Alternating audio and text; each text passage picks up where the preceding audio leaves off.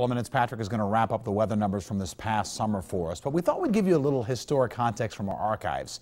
25 years ago, the big summer story was about rain and flooding. It was one of the wettest on record. So we're going to show you 3 different stories from reporter Stephen Ruf back in the summer of 1989.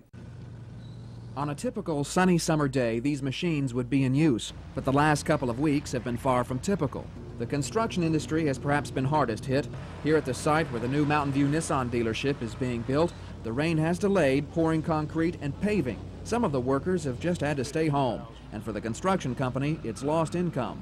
While we're not working, we can't make a draw. We can't bill the owner, so yes, I'm relatively unemployed while we're waiting on the rain. With all the heavy rain we've had lately, a day out on the golf course is like a day at the mud track.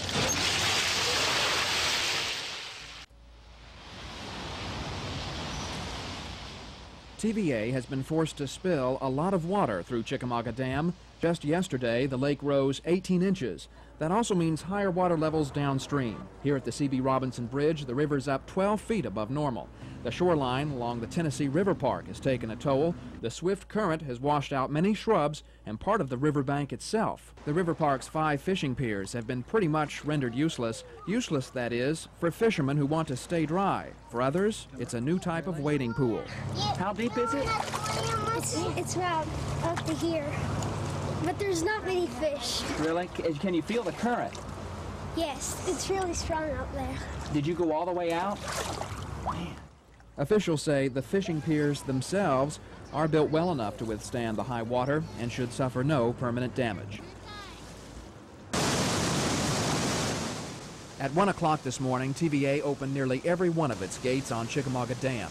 A wall of water was rushing down from upstream, and TVA had to pass it through before serious flooding occurred on Chickamauga Lake. The spilling, estimated at 170,000 cubic feet per second, continued through today. It's a tremendous force, so much that the Corps of Engineers has had to temporarily close Chickamauga Lock. It raises the lower pool approximately 13 foot. Now that makes it almost impossible for a tow to get through, and certainly impossible for a small craft to get through. When you get right down here on the level of the water, it's not hard to see.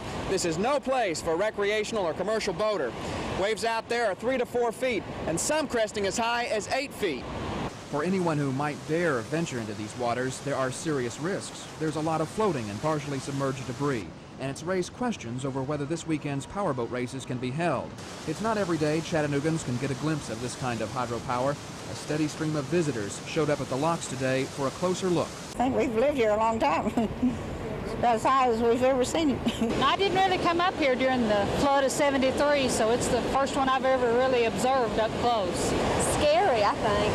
Scares me. Of course, I'm afraid of water. But it's very unusual. It's a sight to be seen. I don't think you'd last very long in it. I don't think you'd last very long in that water. Stephen Ruf, News Center 12.